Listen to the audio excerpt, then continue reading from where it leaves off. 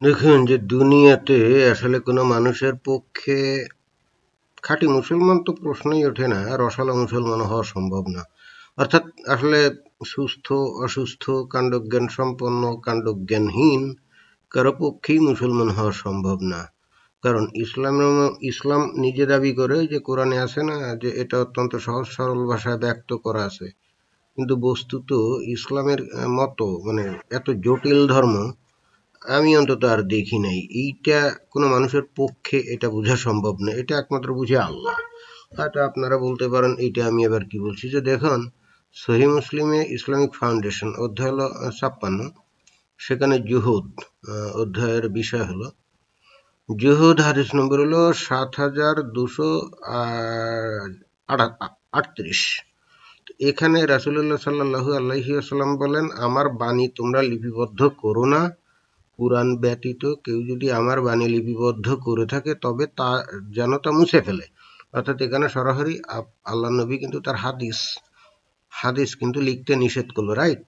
কিন্তু দেখুন ওই একই কথাই আছে কিন্তু এই যে সুনান আবু দাউদের অধ্যায় নম্বর 19, বিষয়বস্তু হলো বিদ্যা শিক্ষা, হাদিস নম্বর হলো 3608। এখানে একেবারে স্পষ্টভাবে বলেছেন যে আমরা যেন তার কোনো হাদিস লিপিবদ্ধ না করি, আর যা কিছু লেখা হয়েছিল তিনি তার সবই মুছে দেন। দেখলেন তো, অর্থাৎ এখানে হাদিস লিখতে নিষেধ করেছে, একেবারে ক্লিয়ার কাট। কিন্তু আবার দেখুন আবু দাউদ এই যে অধ্যায় হলো 19 বিদ্যাশিক্ষা, হাদিস নম্বর হলো 3607। এখানে সে কি বলছে দেখেন, এখানে বলছেন যে আব্দুল্লাহ ইবনে আমর থেকে বর্ণিত, তিনি বলেন আমি যা কিছু রাসূলুল্লাহ সাল্লাল্লাহু আলাইহি ওয়াসাল্লাম থেকে শ্রবণ করতাম তা লিখে রাখতাম। আমি ইচ্ছা করতাম যে আমি এর সবই সংরক্ষণ করি, কিন্তু কুরাইশরা আমাকে এরূপ করতে নিষেধ করে এবং বলে তুমি যা কিছু শোনো তার সবই লিখে রাখো। অথচ রাসূলুল্লাহ সাল্লাল্লাহু আলাইহি ওয়াসাল্লাম একজন মানুষ, তিনি তো কোনো সময় রাগান্বিত অবস্থায় কথাবার্তা বলেন এবং খুশির অবস্থায়ও বলেন। এ কথা শুনে আমি লেখা বন্ধ করি এবং বিষয়টি রাসূলুল্লাহ সাল্লাল্লাহু আলাইহি ওয়াসাল্লামকে অবহিত করি। তখন তিনি তার আঙ্গুল দিয়ে নিজের মুখের প্রতি ইশারা করে বলেন, তুমি লিখতে থাকো, ওই হাতের কসম যার হাতে আমার জীবন, যা কিছু এ মুখ থেকে বের হয় তা সবই সত্য। তার মানে এখানে আবার হাদিস লিখতে বললো, তাই না? এর আগের দুইটা সহিহ হাদিসে বলল যে হাদিস লিখো না, আর এখানে এসে বলছে লিখে রাখো। এখন আমার প্রশ্ন হলো, একেবারে সম্পূর্ণ বিপরীত ধর্মী, একেবারে স্ববিরোধী এই বক্তব্যের পর এই দুনিয়াতে কি কোনো একজন মানুষের পক্ষে ইসলাম অনুসরণ করা সম্ভব? একবার বলতেছে হাদিস লিখো না, আর একবার বলতেছে লিখো। এখন এইটা কি কি নানা কায়দায় তেনা পেঁচিয়ে এইটার কি ভিন্ন অর্থ করা যাবে, যেটা স্ববিরোধী স্পষ্ট বোঝা যাচ্ছে? একবার বলছে লেখো, একবার বলছে লিখো না। তাহলে এর প্রকৃত অর্থ বোঝা এই দুনিয়ার কোনো মানুষের পক্ষে সম্ভব? একমাত্র আল্লাহ ছাড়া। এখন আপনারা সিদ্ধান্ত নিন। এখন যদি আমরা জাস্ট কোরআনে যাই, সেখানে কি বলছে যে সূরা নিসার ৮০ নম্বর আয়াতে বলছে যে যে লোক রসুলের হুকুম মান্য করবে সে আল্লাহরই হুকুম মান্য করলো। এখন রসুলের হুকুম যেখানে আছে সেই হাদিসে, সেখানে তো আবার আমার নবী একবার বলছে যে হাদিস লেখো, আর একবার বলছে হাদিস লিখো না। এখন তাহলে রসুলের হুকুম কিভাবে মান্য করা সম্ভব?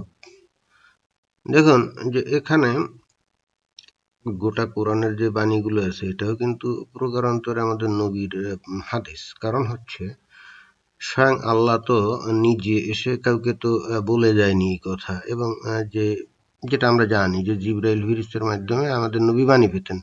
কেউ তো কোনোদিন জিবরাইল ফিরিস্তা কেউ দেখেনি, সো এটা কিন্তু কমপ্লিটলি নবীর বিষয়।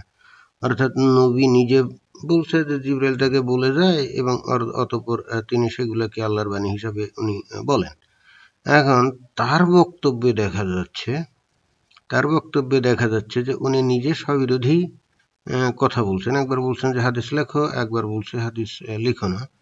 তো যে কোনো ব্যক্তি যদি স্ববিরোধী কথা বলে একেবারে পরিষ্কার, মানে প্রকাশ্য দিবালোকে, কোনো রকম কোনো জটিলতা ছাড়াই একেবারে সহজ সরলভাবে এই ধরনের লোকের কথা কেউ কি বিশ্বাস করে কোনোদিন? সমাজে যদি কেউ এখন একটা তো তখন অন্য একটা, এরপরে আর একটা, এরকম ভাবে যদি উল্টাপাল্টা সব বিরোধী কথা যদি সমাজে কেউ বলে, সমাজের কোনো এমনকি পাগল লোকটাও কি ওই লোককে বিশ্বাস করে না।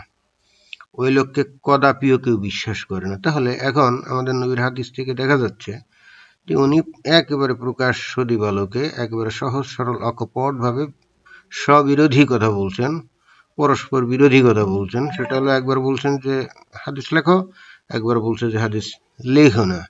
এখন তার মুখ থেকেই আমরা এই কোরআনের বাণীগুলো পাই। মানে কোরআনের বাণী যখন কোনো মুসলমান আসলে বলার চেষ্টা করে বা বলে, সে মনে করে যে আল্লাহ বোধহয় তার কাছে বাণীটা দিয়ে গেছে। সে একবারেও তার মাথায় ঢুকে না যে এই বাণীগুলো আসলে মুহাম্মদ নিজে বলছিলেন।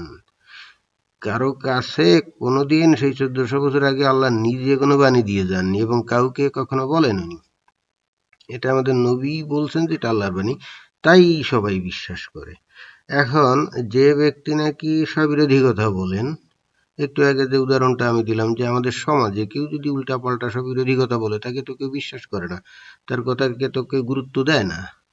এখন আমরা তো এই হাদিস থেকে স্পষ্ট দেখলাম যে আমাদের নবী এই ধরনের স্ববিরোধী কথা এখানে আমরা দেখতে পাচ্ছি। এখন তাই যদি হয়, তাহলে আমরা এই কোরআনের বাণী যে আল্লাহর বাণী, যেটা নাকি আমাদের মুহাম্মদ উনি বলছেন, আমাদের নবী বলছেন, সেটাকে আমরা 100% কিভাবে বিশ্বাস করে বসে থাকি? আপনাদের কি মাথায় ঘিলু টিলু কিছু আছে নাকি নাই? যদি থাকে দয়া করে একটু চিন্তা করবেন। নাকি মানুষের মতো চেহারা থেকেও মানে ভিতরে অন্ধকারাচ্ছন্ন অন্ধত্ব নিয়ে আপনি জীবন কাটাতে চান? উপরে তো দেখতে ভালোই ফিটফাট, কত সুন্দর জামা কাপড় গায়ে দিয়ে ঘোরাঘুরি করেন, একেবারে চোস্ত ভদ্রলোক, স্মার্ট ব্যক্তি। কিন্তু কথা যখন বলা হয় বিশেষ করে ধর্মীয় ব্যাপারে, তখন আপনাদের ভিতরে যে কতটা অন্ধত্ব আর কতটা অজ্ঞতা বিরাজমান তা কিন্তু বোঝা যায়। ধন্যবাদ সবাইকে।